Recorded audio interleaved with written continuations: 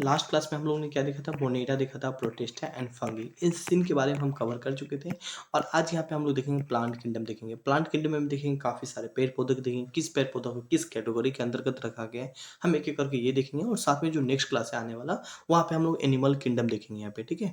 और जो जो फैक्ट बात है आप अपने अकॉर्डिंग इन्हें नोट करने की कोशिश करेंगे। हाल ही में तो बहुत सारे जितने भी पॉइंट यहाँ पे मेंशन किए सारे के सारे फैक्ट ही यहाँ पे, ठीक है। तो देखते हैं यहाँ पे सबसे पहले प्लांट किंगडम। और इससे पहले हम स्टार्ट करने से पहले हम आप लोग को बता दें कि देखिए लास्ट क्लास में जब हम एनिमल या इंसान के बारे में बताए थे, तो इंसान को या एनिमल को किस किंगडम के अंतर्गत रखा गया, तो एनिमल किंगडम के अंतर्गत रखा, मतलब एनिमल किंगडम के अंतर्गत रखा गया था। इसी तरह प्लांट है, प्लांट को किस किंगडम के अंतर्गत रखा गया, सीधा क्वेश्चन पूछ लिया जाएगा तो उन्हें हम प्लांट किंगडम के अंतर्गत रखा गया। इसका डोमेन कौन सा होता है, ठीक है। यूकेरिया इनका डोमेन होता है, ठीक है। इनका जीन होता है डायोमिन, जो जीन होता है यहाँ पे। इनका फाइलम किस तरह का होता है, एंथ्रोफाइटा इनका फाइलम के अंतर्गत, फाइलम मतलब संघ, एक जाति से आता है, ठीक है, एंथ्रोफाइटा। तो सीधा क्वेश्चन पूछ लिया जाएगा यहाँ पे किस डोमेन के अंदर, प्लांट को किस डोमेन के अंतर्गत रखा गया, तो यूकेरिया डोमेन के अंतर्गत रखा है। इनका कौन सा जीन, प्लांट को किस जीन के अंतर्गत रखा गया, तो डायोनियन जीन के अंतर्गत रखा है। इनका स्पीसीज कौन सा है, तो डायोनियन है। तो ये सब बात सीधा सीधा वन लाइन के रूप में आप लोग के एग्जाम में क्वेश्चन पूछ लिया जाता है। एकदम बेसिक क्वेश्चन होता है, बहुत सारे बच्चे यहाँ भी जवाब नहीं दे पाते हैं, तो इनको भी आपको पढ़ना है यहाँ पे, ठीक है। और सिंपल क्वेश्चन के रूप में वन लाइन के रूप में पूछ लिया जाता है।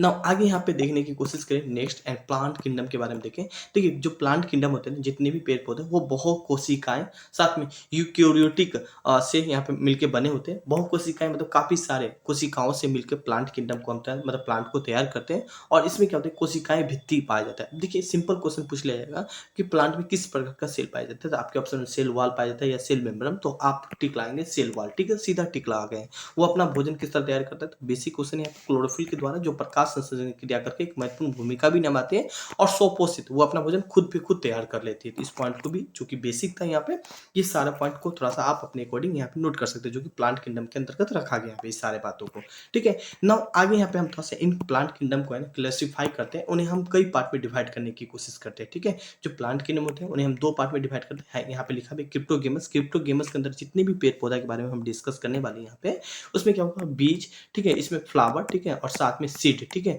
नहीं पाया जाता है इसके अंदर। तो और इसमें जितने भी हम डिस्कस करने वाले सभी में सीड, ठीक है, और इसके साथ क्या होता है, फ्लावर भी पाए जाते हैं यहाँ पे, ठीक है। तो इसमें सीड और मतलब फूल पत्तियां मतलब दोनों देखेगा, बट इसमें क्या होगा कि बीज और इनका वाला फ्लावर मतलब फूल इसमें नहीं देखेगा, ठीक है। तो इन्हें हम दो पार्ट में डिवाइड कर देते हैं प्लांट किंगडम को, दो पार्ट में। थोड़ा सा इन सभी पार्टों को वन बाय वन करने की हम कोशिश करेंगे पढ़ने का। तो इन्हें दो पार्ट में, क्रिप्टोगेमस हो गया यहाँ पे, क्रिप्टोगेमस क्लास मतलब क्रिप्टोगेमस ग्रुप के अंतर्गत यहाँ पे इस सारे पौधे को देखेंगे। इनके अलावा बात करना फिनेरोगेमस यहाँ पे, इनके अंतर्गत हम इन सभी पौधे को देखेंगे। इनके अंतर्गत हम क्रिप्टोगेमस के अंतर्गत तीन टाइप के पौधे रखे हैं यहाँ पे, थाइलोफाइटा रखें, बायोफाइटा एंड टेट्रोफाइटा, इन तीन प्रकार को देखेंगे। और साथ में थाइलोफाइटा के अंतर्गत हम तीन प्रकार का, और इनको हम थोड़ा सा और डीप में जाए तो शैवाल, जिसे हम एल्गी बोलते हैं, फंगी एंड लाइकेन, ठीक है।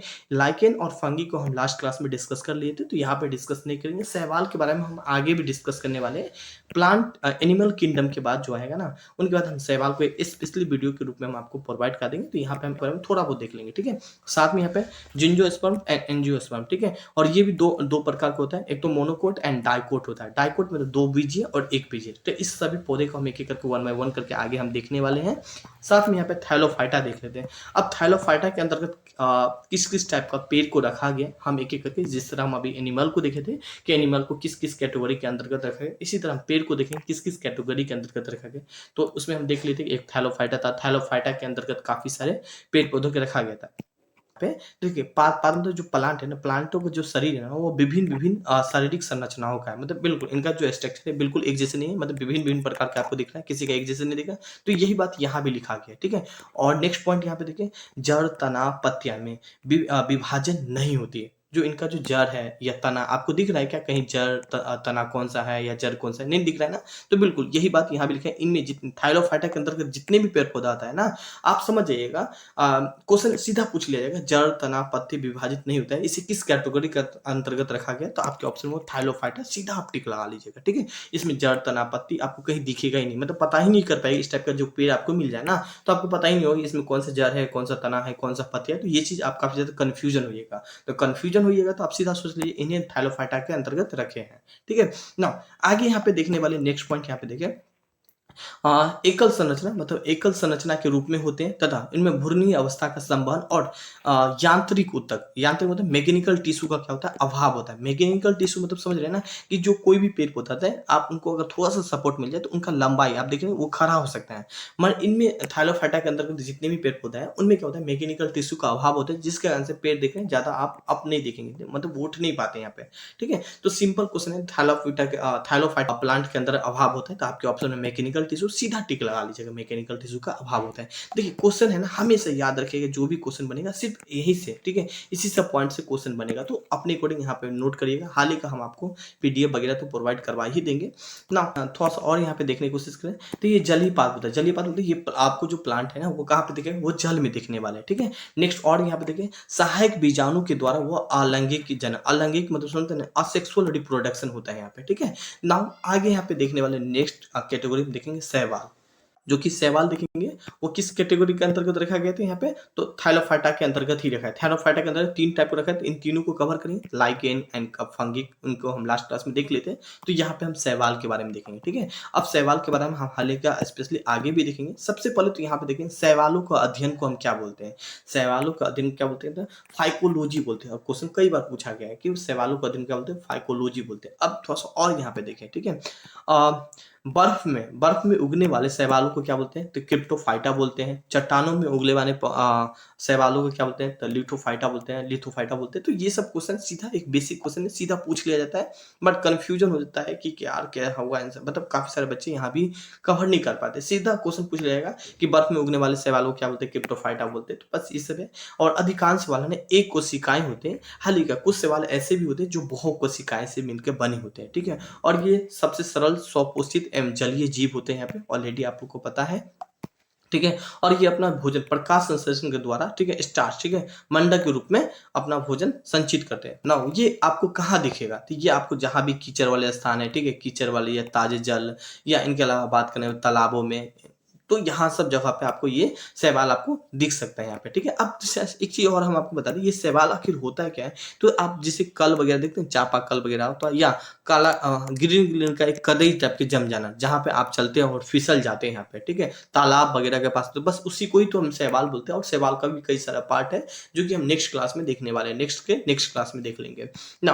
आगे यहाँ पे बात करें बायोफाइटा, यहाँ पे देखिए, और बायोफाइटा के अंतर्गत किस किस टाइप के पेड़ पौधे को रखा जाता है यहाँ पे, तो देखिए यहाँ पे है ना, सबसे पहले तो यहाँ पे देखिए गैर संवहनीय और बीज रहित, मतलब जिसमें बीज ना हो, ठीक है, बीज ना हो, इस टाइप के पौधा को हम बायोफाइटा के अंतर्गत, ठीक है, बायोफाइटा के अंतर्गत हम रखे हैं। ठीक है, इनका आकार किस टाइप का होता है, जो बायोफाइटा के अंतर्गत जितने भी पेड़ पौधे उनका आकार कैसे होता है, तो थैलस नुमा टाइप का इनका आकार होता है, लेकिन तने पत्ती एक समान संरचनाएं पाई जाती है यहाँ पे। ठीक है, नमी वाले जगह है ना, नमी वाले जो इन्वायरमेंट है वहां पे आपको ये दिख सकते हैं, साथ में ड्राई वाले स्थान पे भी ये आपको दिख सकते हैं। ठीक है, और ये उभयचर भी होते हैं, उभयचर एम्फीबिया, मतलब समझते हैं ना कि अंतर्गत है ना, जितने भी बायोफाइटा के अंतर्गत पेड़ पौधा है, इनको है ना वो आपको जमीन पे भी दिख सकते हैं और साथ में आपको पानी में भी दिख सकते हैं। ठीक है, तो उन्हीं तो हम उभयचर बोलते हैं। तो इसी का आपको ये आपको जमीन पे भी दिखेगा और साथ में तालाब में भी आपको ये दिख सकता है। ठीक है, ना आगे यहाँ पे थोड़ा सा बात करने वाले हैं। अच्छा, बायोफाइटा के अंतर्गत सबसे बड़े पौधा अगर पूछे तो डायसोनिया, सीधा क्वेश्चन पूछ लिया जाएगा, बायोफाइटा के अंतर्गत सबसे बड़े पौधा कौन से आती है, तो डायसोनिया आती है यहाँ पे। ठीक है, इनके अलावा पूछ लिया गया सबसे छोटा पौधा कौन सा है, तो ऑप्सिया आती है यहाँ पे। तो इस पॉइंट को भी थोड़ा सा हाईलाइट कीजिए, काफी ज्यादा एक महत्वपूर्ण पॉइंट है और सीधा क्वेश्चन घुमा के पूछ लिया जाता है यहाँ से। ठीक है, तो ये कुछ यहाँ पे आप देख सकते हैं, बायोफाइटा के अंतर्गत सारे के सारे पॉइंट को यहाँ पे मेंशन किया गया यहाँ पे ना। आगे यहाँ पे बात करने वाले हैं टेक्रियोफाइटा, एंड इन किसके अंतर्गत है ना, संवहन ऊतक होती है। ठीक है, वेस्कुलर सिस्टम होती है। अब थोड़ा सा यहाँ पे नेक्स्ट पॉइंट देखिए, जाइलम और फ्लोएम के रूप में संवहन मतलब वेस्कुलर टिश्यू का यूज किया जाता है। अब सबसे पहले तो जाइलम और फ्लोएम क्या होता है, मान लीजिए कोई पेड़ है, ठीक है, अब पेड़ को क्या होता है कि पानी पहुंचाने, मान लीजिए बॉडी के कई सारे पार्ट में, मतलब पेड़ के कई सारे पार्ट में, तो जाइलम का काम होगा कि जाइए भैया पानी को पहुंचाइए आप सारे पार्ट में। फ्लोएम का काम क्या होगा, भोजन को आप पहुंचाइए सारे पार्ट में यहाँ पे। ठीक है, तो ये पार्ट को भी थोड़ा सा हाईलाइट कीजिएगा। और इस प्रकार के जितने भी पेड़ पौधा है, ठीक है, इनको कहा किसके अंतर्गत रखा गया है, तो टेक्रियोफाइटा के अंतर्गत रखा गया यहाँ पे। ठीक है, नौ इनके बाद आपके जितने भी पेड़ पौधे हैं उन्हें हम रोगाणु रोधक के रूप में भी उपयोग करते हैं। तो इस पॉइंट को भी थोड़ा सा आप अपने अकॉर्डिंग हाईलाइट हाईलाइट कर सकते हैं ना। पॉइंट यहाँ पे देखें, टेट्रियोफाइटा के अंतर्गत देखें किस टाइप का पेज को रखा गया है। तो देखिए बीज रहित मतलब इसके अंतर्गत जितने भी पेड़ पौधा होगा उसमें बीज नहीं होगा। साथ में यहाँ पे लिखा है इसमें पुष्प मतलब फ्लावर नहीं होगा, और साथ में बीज का भी निर्माण नहीं होता, मतलब सीड का भी निर्माण नहीं होता है। तो आप समझ जाएंगे टेट्रियोफाइटा के अंतर्गत बीज और फ्लावर का निर्माण नहीं होता है, जो कि हम आपको पहले ही बता दिए थे। ठीक है, इनके अलावा बात करें इनका जो प्रजनन है, ठीक है, इनका जो प्रजनन है वो किस तरह होता है, तो बीजाणु के द्वारा इनका प्रजनन होता है। अब इसके अंतर्गत जो मुख्य पौधा अगर मैं बात करने वाला हूँ, इनका जो मुख्य पौधा है वो बीजाणुरुद्ध होता है, जो कि जड़ एवं पत्तियां के रूप में विभाजित होती है यहाँ पे। नाउ आगे यहाँ पे बात का नेक्स्ट पॉइंट यहाँ पे देखें, अनावृतीय बीज। अनावृतीय बीज मतलब जो बीज होता है ना, बीज के ऊपर किसी प्रकार का खोल वगैरह नहीं होती, यहाँ लिखा भी है, ठीक है। बीज के ऊपर कोई भी प्रकार का खोल वगैरह अनावरण नहीं होती है। अनावरण मतलब जैसे कि मान लीजिए इसके ऊपर होता है ना कि बीज है, बीज के ऊपर भी कपड़ा वगैरह, तो उनके ऊपर कोई खोल वगैरह नहीं होते हैं, जिसे हम अनावृत बीज के अंतर्गत रखे हैं यहाँ पे, ठीक है। और ये कहाँ पे आपको दिख सकती है, ठंडे वाले स्थान पे ये आपको दिख सकती है, ठीक है। नाउ कोई आपको मैं बता दूं कि आप जैसे पहली बार तैयारी करते हैं तो आपको पहली बार ये चीज समझ में नहीं आएगी, एटलीस्ट 2-3 टाइम देखिएगा ना तो फिर खुद पे खुद आपको समझ में आ जाएगी, ठीक है। थोड़ा सा संयम रखिए, कोई भी चीज एक बार में समझ में नहीं आती, 2-3 बार देखिएगा तब समझ में आएगा ये सारा सिस्टम कैसा है, किस किस पेड़ को किस किस कैटेगरी के अंतर्गत रखा गया है, तो ये सब आपको थोड़ा समझ में आएगी, बट एक बार में आपको समझ में नहीं आएगी यहाँ पे। नाउ आगे यहाँ पे बात करें इनका पादपों का भूर्णन, ठीक है, अंक्यों, ठीक है, के साथ साथ अथा एक से अधिक बीजों का निर्माण होती है। मतलब इनके कहने का मतलब जो साइकस है, ठीक है, साइकस जो साबूदाना, ठीक है, और साबूदाना का जो पत्ती है ना उसी से तो झाड़ू वगैरह बनाते हैं, ठीक है। अब इनको ही साइकस बोलते हैं। अंडाणु सबसे बड़ी एकपाद कोशिकाएं होती है, ठीक है, यहाँ पे, ठीक है, प्लांट का सबसे बड़ा अगर सेल बात करने वाले तो साइकस का ही होते हैं यहाँ पे।